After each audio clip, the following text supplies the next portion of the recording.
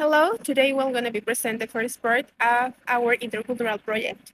We will talking about the cultural difference between Mexico and Philippines, especially focused in food, traditions, and clothing. Mexican food is known for being spicy and rich in strong flavors. Ingredients like chili, lemon, corn, and beans are very common in Mexico.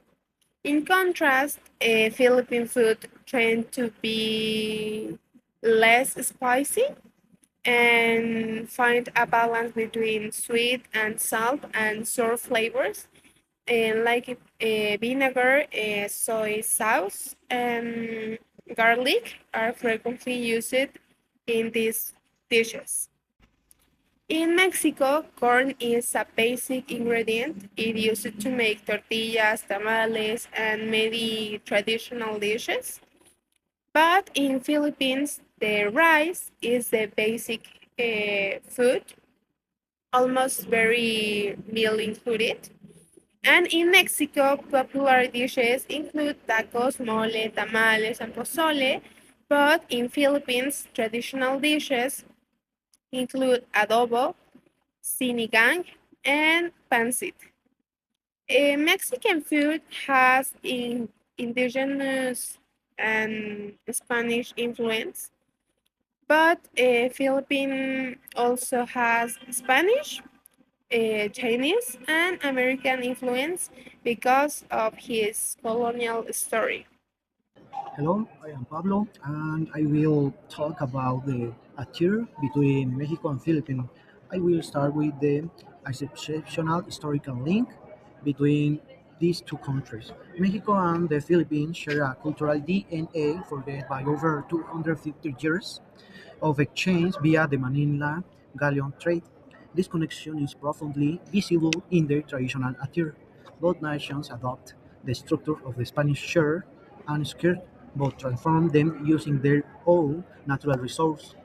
While Mexican clothing evolved into an explosion of vibrant colors using cotton and wool, Philippine attire is specialist in elegance of transparency, utilizing pineapple and alpaca fibers to withstand the tropical humidity. For this slide, we have examples about the typical attire between Mexico and Philippines. In this live, we can see the guayabera, huipil, and rebozo in Mexico. And in Philippines, we have Filipino scarf, barong talo, and baro. The contrast saturated color in the case for Mexico and translucent elegance for Philippines.